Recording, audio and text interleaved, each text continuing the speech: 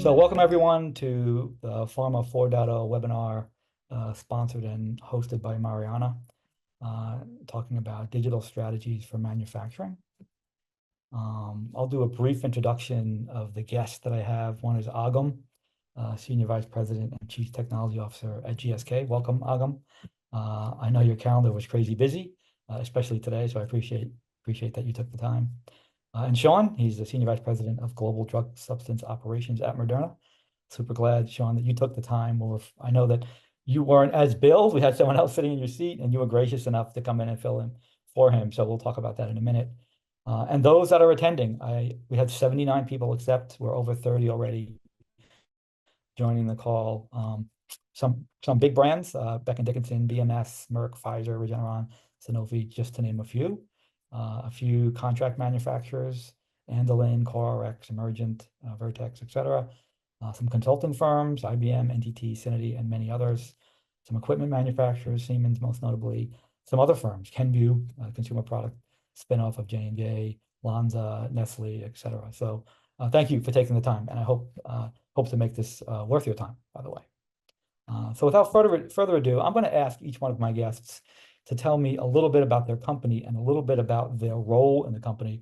But I did want to make a statement specifically, and Agam, I didn't mean to leave you out of this, but in Gartner recently has been talking about the state of companies, kind of their fitness to adapt. Adaptability is huge, right, in business. They talk about the fragile state. So when something like COVID happens, it could create a loss in your business. Or when something like COVID happens and you have supply chain issues, right? Because everyone was so focused on efficiency, they forgot to look at resiliency. Maybe you don't have a loss, but you're not benefiting from it either. Or the anti-fragile state, are you fit enough? Because not all risks are known, right? To adapt when something like COVID comes along. And not only did Moderna adapt with the vaccine, but even today, I know we build this as Luis Mustafa, who's a vice president at Moderna. When he couldn't make it, I know he has a personal issue, family issue that he has to deal with, well worth missing this for. Sean, you graciously stepped in and you even exceed his title. So another example of Moderna stepping up in an anti-fragile way in a tough time. But anyway, I'll let you, Sean, start out. Tell us a little bit about your company and your role there. Yeah, pleasure. So thanks for having me today. I'm Sean Gaskell. I'm heading the Global Drug Substance Manufacturing at Moderna. I've been with the company just over a year now. So Moderna, as many people know, is at the forefront of mRNA technology. We're very much a platform company, and this really gives us an advantage in that we can develop a wide range of vaccines and therapeutics at unprecedented speeds. My role involves overseeing the end-to-end process of drug substance manufacturing, ensuring that we can meet global demand efficiently, but also adhering to the highest standards of quality and compliance. And we're heavily invested in incorporating innovative technologies to help drive our processes forward and continue to advance. So thanks again for having me today. One quick question, Sean, just to get this off, the elephant in the room. You have a tie on, and I actually wanted to know why, because I think it's relevant for this audience. Yeah, apologies. We're actually hosting a health authority inspection right now. So we just finished the opening meeting. So I dusted the suit off for the first time in around 6 months. So excuse the tie. We're not normally this formal. Understood. I appreciate that. Agam, how about yourself? Tell us about GSK and tell us about your role there. Sure. Thank you. Thanks for having me. And I thank you, Sean. I thought I was underdressed. So thanks for clarifying it. So yeah, my name is Agam Upadhyay. I'm Chief Technology Officer at GSK. Been with the company for 5 years, and I have responsibilities pretty much everything from all enterprise technologies, enterprise architecture, kind of steering the company where the technology investment need to be done, as well as managing operations and large-scale transformation, everything from infrastructure to ERP and all corporate applications, so forth. So that's my role, 5 years in the company. Now, you probably know GSK, previously we used to know as GlaxoSmithKline. Now we have rebranded after our demerger of consumer healthcare business, which is Haleon, that went live on London Stock Exchange last year. So now we've rebranded ourselves as GSK. So who we are actually the company that unites science, technology, and talent to get ahead of disease together. That's something that we hold on to, and we strongly believe in it. And we are focusing on pretty much, in the science of immune system, as well as human genetics, and focusing on generally the the specialty medicine, general medicine, and vaccine. It's a big business. Global organization, large scale, as you can imagine, 70,000 people, and we serve out of 80 countries. And right now, our core focus is, as you probably, if you're watching news, you're probably seeing it, that we just came out of one of the blockbuster vaccine release. I don't think ever happened before, where under 1 year our RXV vaccine become blockbuster. So our focus from supply chain perspective is that we have to meet our supply in front of our demand. It's incredible, and same thing goes with shingles. Shingles vaccine for shingles. So that's a key for us right now to focus more and more, continue to on making our R&D pipeline stronger. At the same time, as we release product, how do we really make it our supply meet the demand? So glad to be here. Hey, perfect. I appreciate that. So two quick things. I appreciate you guys giving the background, because this is really a call to host thought leaders, and you guys, your experience is quite evident. So that's going to be extremely valuable. The other thing for the attendees is we are allowing questions. So if you put those in the chat, we have someone who's moderating that. We'll read the questions back out. And if appropriate, we'll take you off mute and engage you in the conversation to the extent we think it's going to benefit everyone. Then certainly we'll make this a little bit conversational. So please feel free to do that. The first question is describe, and Agam, I'm going to ask you to go first. Describe your near-term strategies and initiatives for manufacturing intelligence and 4.0, recognizing that, transformations are a journey. So we know this is not a once and done. This is not something you just finished. It's something you'll always be doing, but describe your near-term strategies and initiatives for manufacturing intelligence. Yeah, so we actually, it's very timely for us. So when we demerged consumer healthcare business, when you demerge such a large part of the business, almost the parent company equally needs to launch. So we almost launched a new GSK. As a part of the new GSK, one of the things that we released to the street was smart manufacturing. So we actually have a goal that by 2030 we will be fully adopting the smart manufacturing, and there's a series of things that are going to go on from now till 2030 to get there. And some of the key areas that we are focusing, short term, basically, is bringing as much digitization as possible across our manufacturing, and at the same time making sure that we are focused on automation, end-to-end automation aspect of it. And what we are anchoring is we are actually using the data as our basis. So one of the things that we have done in the last few years is anchoring our data. As a large amount of work being done in order for us to bring all our supply chain data and building the platform, and then driving more and more decision based on that. So a lot of focus on, as I said, digitization, a lot of focus on automation, a lot of focus on building the data at the center of it to make sure that we're building all the machine learning, analytics, and AI capabilities there to drive the decision making. And there is a series of obviously programs in front of us that will be driving our smart manufacturing goal for 2030. Hey, I appreciate your business context. You started every sentence with the digitization initiative, and you ended everyone with to improve decision making, to improve business outcomes. I definitely appreciate that perspective. Sean, how about you? What are your near-term strategies? Yeah, so very similar. So we're in a privileged position at the minute where we're expanding our network. We have some agreements with 3 specific markets where we're actually standing up new manufacturing facilities in Canada, Australia, and the UK. And these are all being built with core digital capabilities for data gathering and data collection as the foundation to ensure that we've got real-time process monitoring and transparency. These sites we're embedding a kind of fully integrated and standardized smart manufacturing system, similar to what Agam mentioned, which we're affectionately calling Project Unifies. It's bringing all of our equipment together. And this is to kind of minimize the reliance on manual integration processes, offline planning tools, and reduce risk associated with human error during execution. Our vision is essentially that it will also give us a significantly more flexible workforce. So our idea is that you could essentially have an operator from any of those 4 facilities get on a plane and go and work in any of the other facilities with just a minimum level of local onboarding, so that we can manage peak workloads in any specific market as needed.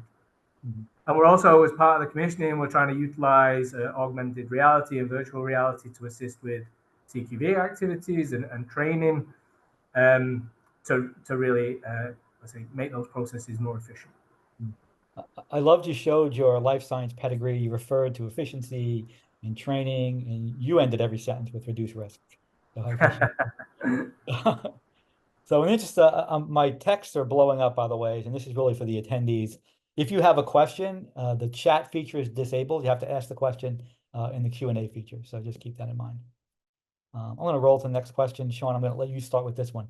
System and data complexity. How are you handling these? I'll just give my voiceover. You know, people have been asking me forever now, what's a durable AI asset you can invest in while things evolve, right? One of them might be cleaning your data. You can even use AI to do it. But Sean, how do you think about system and data complexities, and how are you handling these?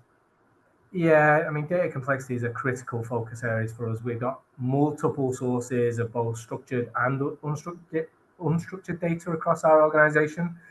And for example, we have more than 70 instruments in the laboratory, ranging from very complex DNA-specific systems to simple bench setups, standard testing. And this diversity presents a real challenge when it comes to data extraction and connectivity. Our approach at the minute is relatively straightforward. So trying to group systems together and create layers for data extraction and middleware until all data reaches the points of consumption. And regarding system complexity, kind of part of Moderna's culture is really about build and rebuild. So we're constantly looking at legacy systems and looking to modernize them with scalable solutions and integrate new technology where feasible. That's well put. I appreciate that. You mentioned, I think, how many systems did you say typically? You mentioned over 70 just in a lab. Over 70. I'm sure it makes Agam cringe. So I'll let him comment on how he manages system and data complexity. Being there, live that, believe me. So not surprised at all. So one of the things I think I did when I joined GSK 5 years back is building the enterprise data strategy. And I can proudly say that 5 years later now, what we have in GSK, we able to build, and agreed that we have two data platforms that are part of the organization, only two. And you can imagine the amount of data puddles that we have when I joined GSK. But right now we have one enterprise data platform we call Code Orange. We named it Code Orange because our brand color is orange, as you can see. And the Code Orange data platform, basically the enterprise data platform, which actually has all of R&D data minus research, and I'll come to it, all of commercial data, all of supply chain data, as well as all of corporate data. That includes, all the structure and structure, including our ERP and so forth.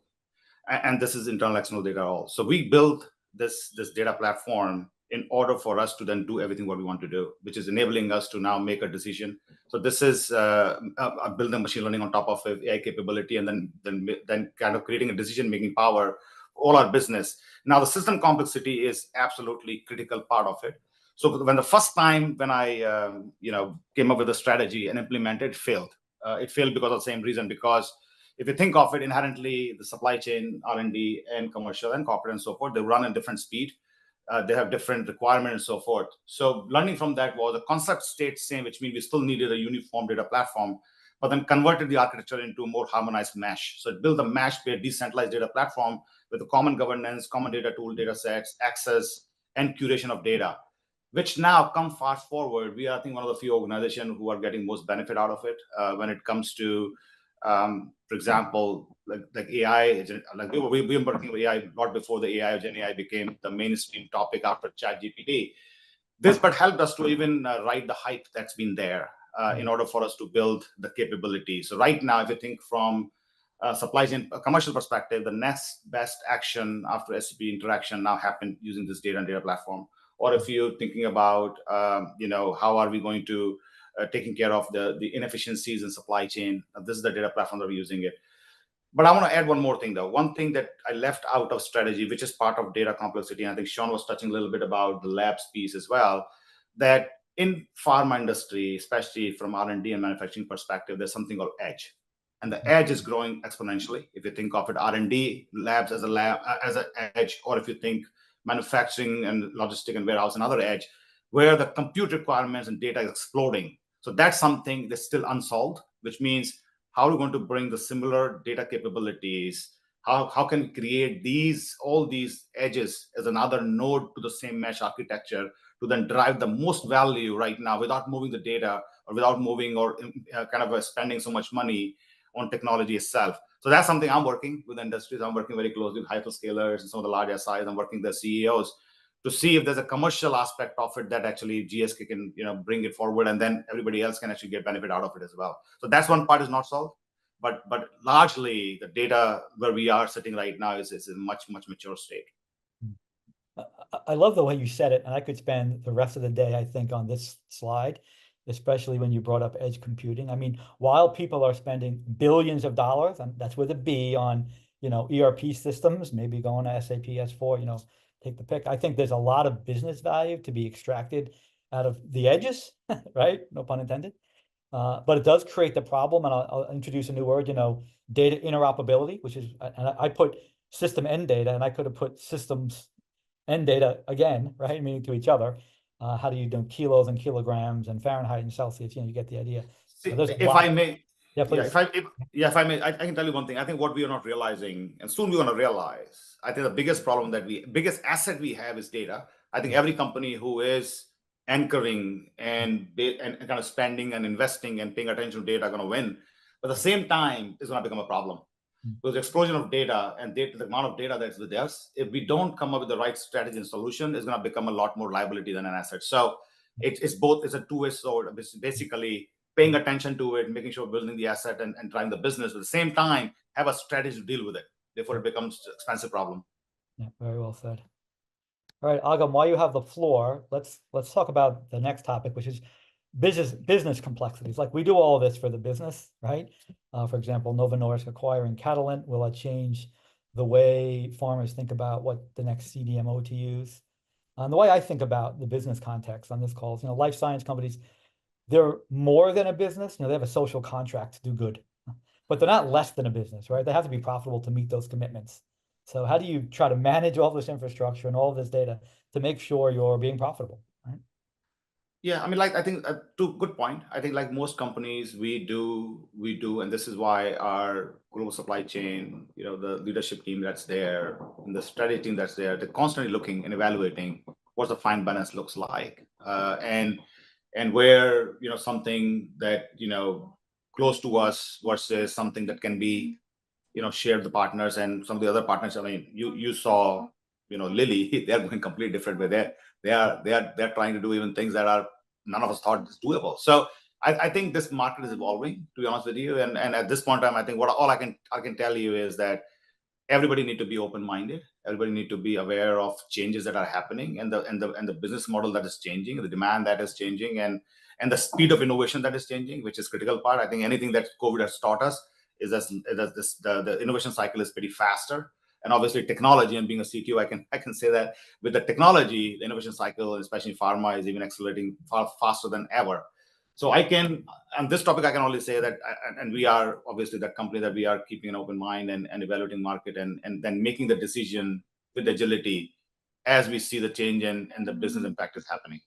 So, I mean, I don't think this is one or other. It just need to follow the indicator and then see what else is changing in the equation and then make a decision. Agam, we have some GSK people on the call. They're going to hold you to some of the things you just said. Let's see how that plays out. Sean, how about you? How do you manage the business complexities? Yeah, I mean, business complexities such as mergers and acquisitions, like you described, just require us to be constantly agile and adapting to the need. So for us, we're constantly evaluating and shifting our CMO strategies to align with our business goals, similar to what Agam said. It's very dynamic. We at Moderna just focus on establishing and maintaining strong partnerships that give us the flexibility and operational resilience that enable us to move quickly with any new business scenario that we might be faced with, and of course maintaining an uninterrupted supply chain, which is particularly important for us given that our main focus at the minute is on seasonal vaccines. One advantage we have from technology perspective is our platform. So for us, we're able to pivot very quickly between very high volume seasonal vaccine products and very small volume rare disease. So this means we're kind of trying to actively minimize the business complexity for our CDMO partners. And I think it's a nice example of how technology can minimize that complexity in some cases. That makes sense. Okay. Sean, while you're on the phone, I made a comment earlier that you showed your life science pedigree. Talk about change control complexities, right? A lot of the analytic systems must still be GXP compliant, right? It means a lot of overhead and long lead times. How does that impact you? Yeah, continues to be a challenge. I think since I started in the industry, change control has always been a hot topic, especially in a very GXP compliant environment, which requires significant challenges and stringent regulatory requirements, detailed impact assessments, and often very complex workflows. So I think there's a real opportunity with technology when it comes to change control. The way we're managing it currently is just through robust change management processes and rigorous validation and documentation. But we are starting to explore more agile, compliant processes that can potentially reduce lead times, such as templated approaches to change control, and even the use of AI technology for impact and regulatory assessments. But this is still in the very early stages for us. I didn't ask you to do a commercial. At the very end of this slide deck, we're going to talk about the next webinar, which is AI-assisted batch release, which is where does AI and compliance really meet, kind of the bleeding edge, right? And we kid about compliance. You weren't a part of it, but Moderna and my legals department and myself had a few email exchanges just to allow this webinar to happen, which is crazy. Yeah. Anyway, Agam, how do you think about change control complexities? Yeah, not much to add. I think Sean covered it all. I think technology is definitely helping and changing. I think as much automation we can do, we can build into it through either AI or other means. And then more importantly, as long as the compliance continue to get along with tech, as tech is evolving, compliance process can't lag behind, because that creates the unnecessary friction and slowness in the environment. So fortunately for us, I think, and in industry-wide, to be honest with you, I've seen that with even external auditors and stuff, I think things are on compliance aspect of moving along with the tech. So I think that's the only way to take the cost out of it while keeping the same level of quality and compliance in our product and system and processes. So and all signs are in positive direction. So yeah, as much as it is still some work to do, but I'm very positively, optimistic that we're moving in the right direction. I'm sure your quality department will be glad to hear you said that they're keeping up with the tech. So we'll make sure we comment on that. But anyway, so Agam, while you have the floor, right? I think you were the one who mentioned this. In response to AI models that are being used to reduce experimental batches, but seeing that they're starved for historical data, one company said to us, right? Our approach to manufacturing data needs to be that the data needs to survive us. The way I talk about it is like you see the DNA that was saved from a crime scene, 30 or 40 years ago, and no one knew how they would use it. And today we have technology to use it. Similarly, we need to keep all of our petabytes of data, if I can say it that way, right? Because we'll find new innovative ways to use it. Agam, what's your thought on that? Yeah, I completely believe in it. I mean, I think, as I said, I've said it in many different platforms, and I strongly believe it that organizations that are double clicking or double betting on, double downing on, data and investing in data capabilities, whether it is making sure that we have a best data engineering, best data platform, the capabilities that are required, having the right processes in place, data interoperability is there, all an ability to actually transform the organization more data literate, because this is not just technology part of it, but this is also whether organization is actually changing along with it or not, because you can bring all technology you want, but if it's no adoption, no data literacy, no tech kind of uplift in the organization, you can only get so much of value out of it. So combination of all these things, which means how you bring digital fluency in the organization and so forth, combination of this is going to be the key. And more important, not just a key for the near term kind of gain in the business, but also longevity of it. Like the future of the organization will depend on this. So I'm absolutely sold on it, and I'm very glad to work for a company, GSK, who are definitely sold on it. I mean, we have after last CEO doubling down on data, and there's not a single call that we get on the business call where she's not emphasizing the role of data and what it can do for the company, and how we all must, regardless of our role, whoever we are, the CTO, it is a delight to hear from her, but she's like, everybody must, adopt it. And look, it is not that easy, because you can imagine the business processes, the stuff that's been done as a commercial supply chain or R&D organization had been done in a certain manner. Changing those, bringing those in, it needs it's a big, moving the big ship, turning the big ship around. But fortunately, we are able to do it. And as I said, I'm very, very kind of bullish on this trend and on this piece. I think this is the only way to win. Sean, I'm curious what you're feeling is you heard Agam say, we must do it, but it's not that easy. How do we do that? No, I mean, completely agree. I mean, the adoption of AI models is going to be pivotal for us to refine our manufacturing strategies beyond what they are today. And these models require extensive historical data for them to be effective. And recognizing this, we at Moderna are treating manufacturing data as our most valuable asset. And it starts for us right at the very beginning of process development. And as Agam actually said, this data has to survive way beyond maybe this process or even us. It needs to persevere for future needs, which we might not even understand or know about today. But this foresight will help us to prepare for the next generation of AI technologies, and will require comprehensive data review for it to drive innovation. And I think just reducing the number of experimental or at-scale batches, as mentioned in this example, is just one immediate term benefit that we'd see of this application. The benefits grow way beyond that, I think. I agree. That makes a lot of sense. All right, Sean, while you have this floor here, right? The solution space is fragmented, right? We say it's hard. How do you balance the best of breed solution with the need for integration? And along the same lines, how do you balance the build versus buy? So what are your thoughts? For us, we're taking, let's say, a hybrid approach. I mean, choosing between the two is crucial. The decision to buy versus build is mainly driven by our strategic objectives, the uniqueness of our needs, and the potential for a competitive advantage. We've invested quite heavily in in-house capabilities in technology with the intention of increasing internal digital product development and maintaining autonomy of our core capabilities.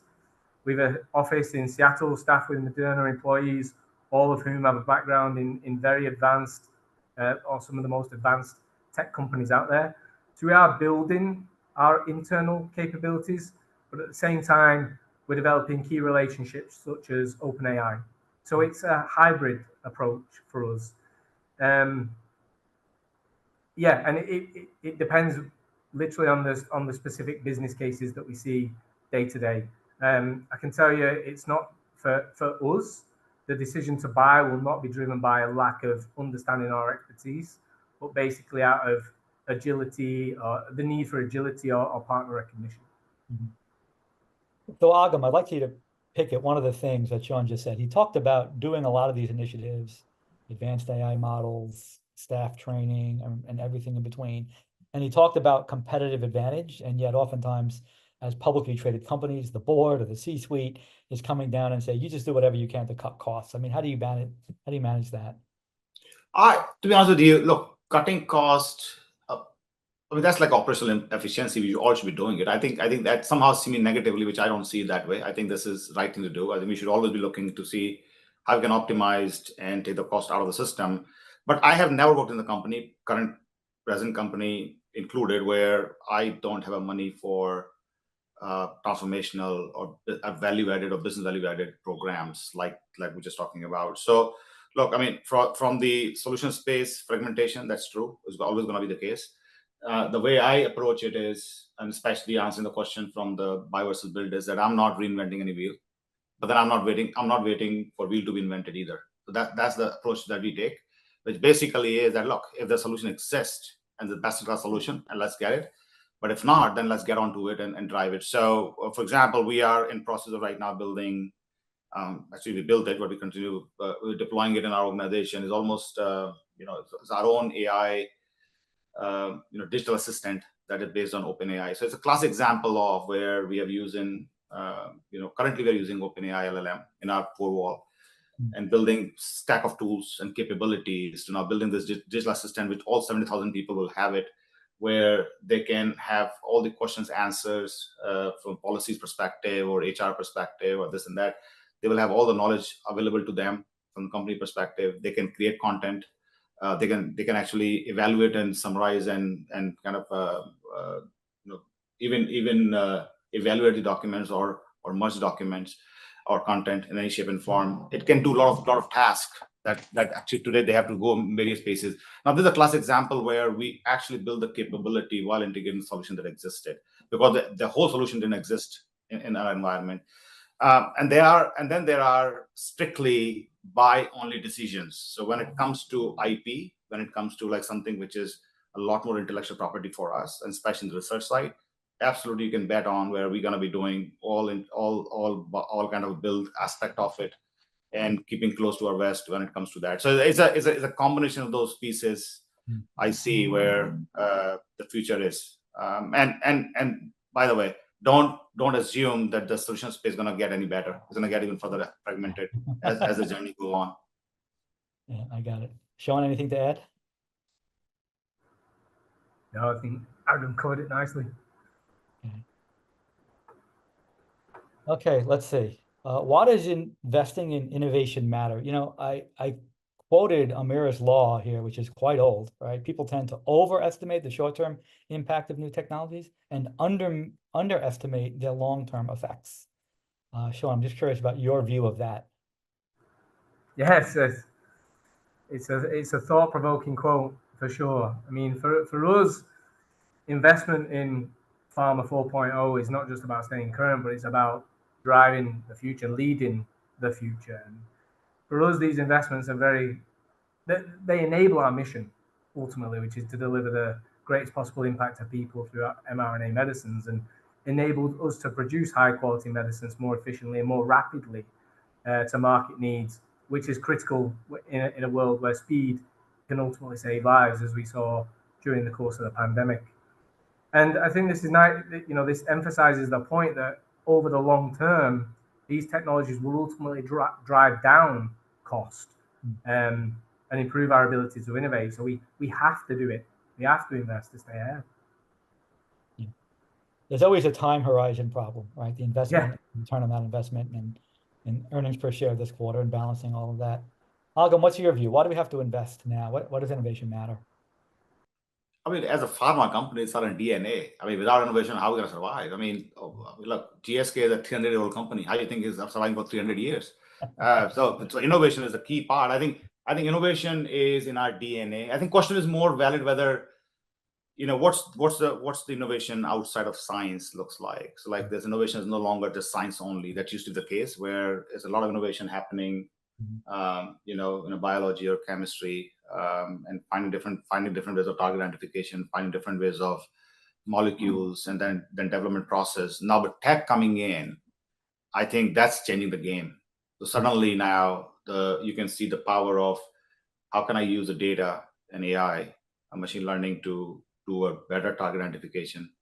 How can I speed up, especially if you think of the more long-lasting process in terms of scientific literature synthesis? How can I do faster using, you know, capability available to me that used to take a lot of time? And then you can go on this whole life cycle of it, like development part of it. How can I use content creation faster to actually submission to FDA and all that? So you can just go through this process, including then supply chain, manufacturing, and commercial part of it as well. So I don't think anybody gonna question whether investing in innovation matter or how important it is. The question really is where.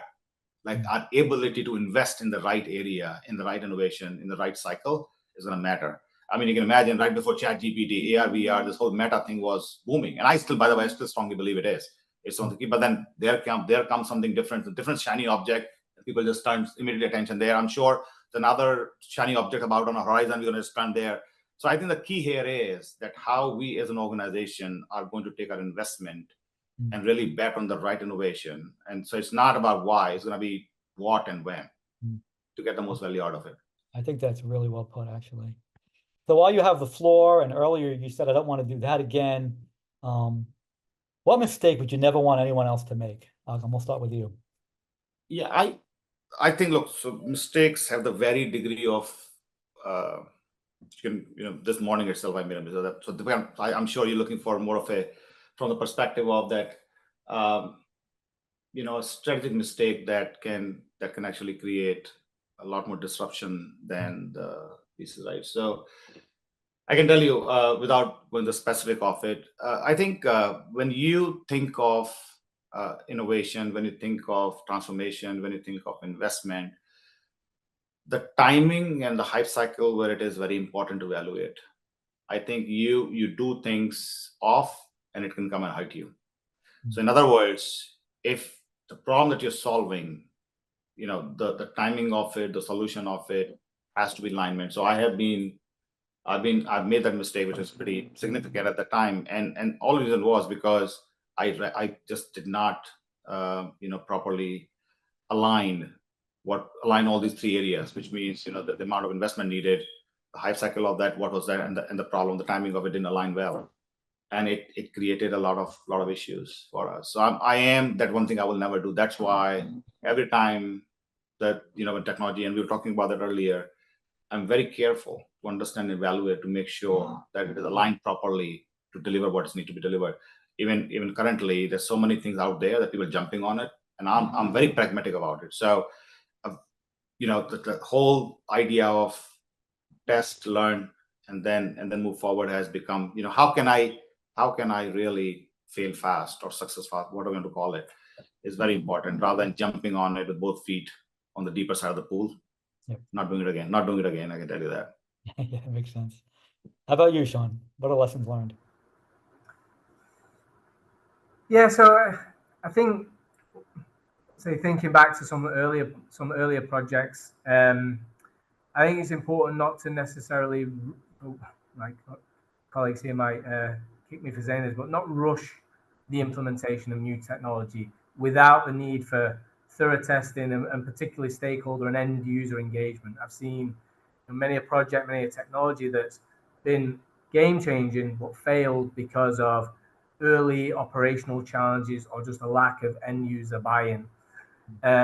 So I think it's important that we really take the time to ensure that these can be scaled appropriately at the appropriate pace, and they're meeting the needs of the actual end user. That makes a lot of sense. Okay. All right, I'm gonna open the floor here for those of you that are online. If you want to put something in the Q&A, I think there might be some questions in the chat.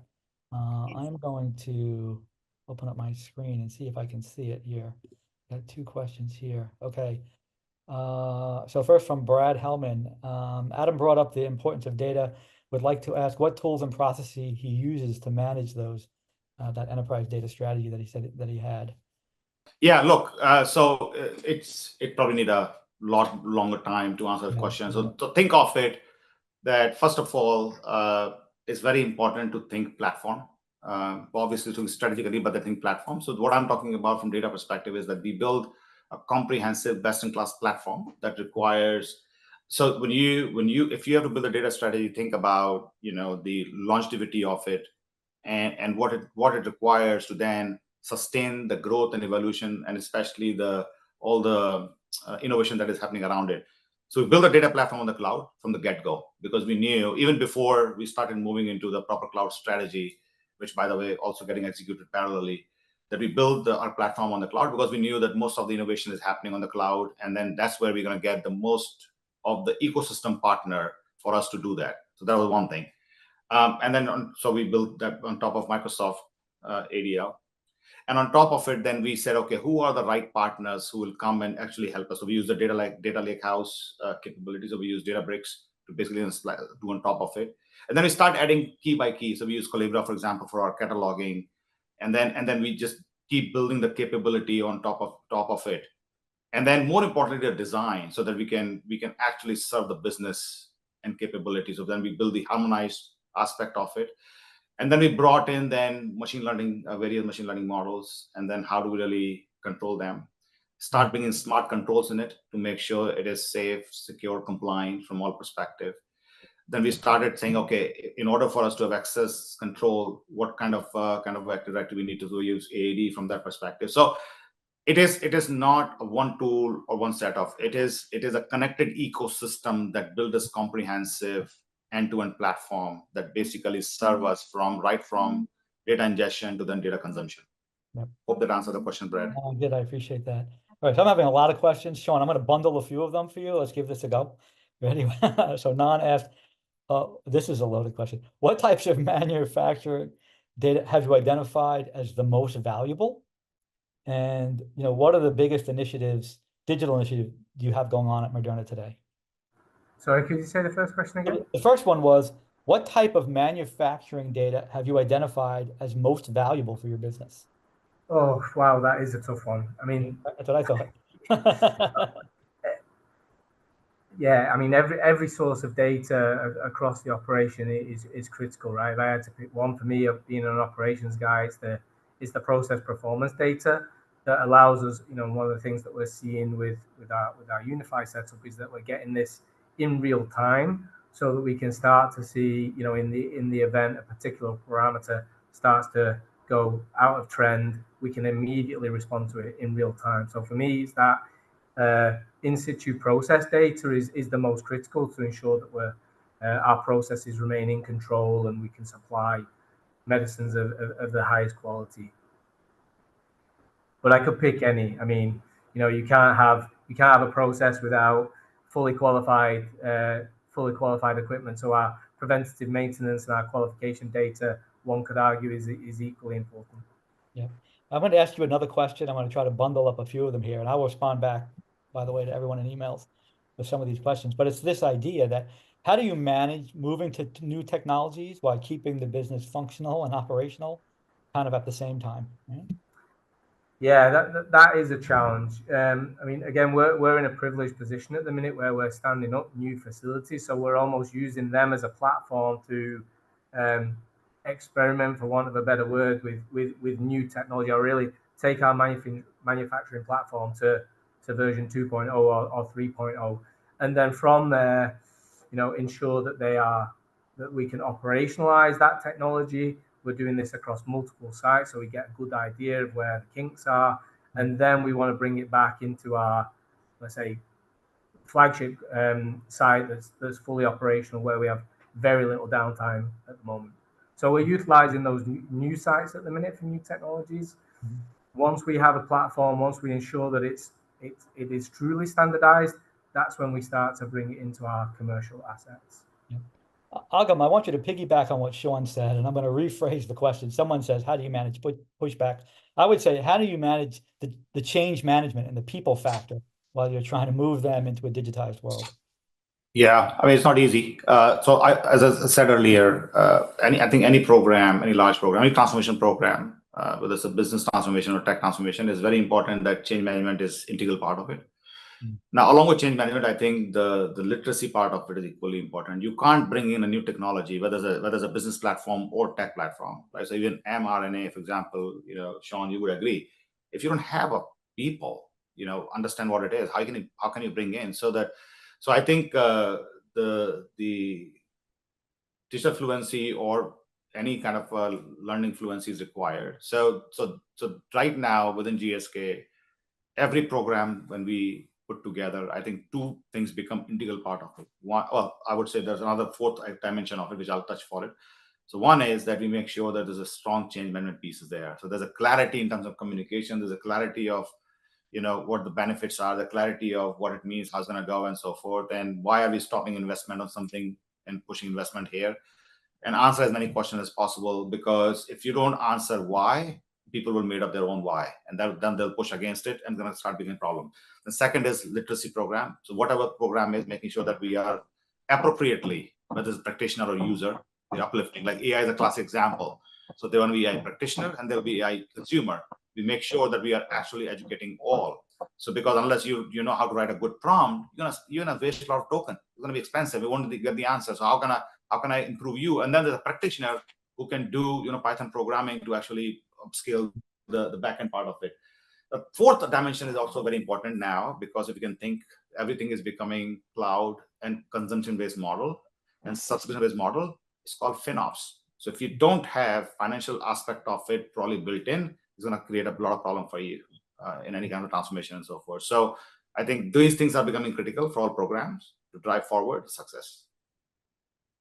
That makes sense. If I may, building on that as well, one of the things we've seen recently with new technology implementation is that what's been critical for us is the hypercare phase and making sure that, because there are always going to be things that go wrong or we don't anticipate when introducing new technology, and keeping the community engaged, helping them work through those problems has been essential for us to get buying into any new technology. Yeah. So appreciate that. So I'm going to stop looking at the questions. It's actually overwhelming me. I might consolidate them down and shoot them back out to you guys. And we only have 10 minutes left.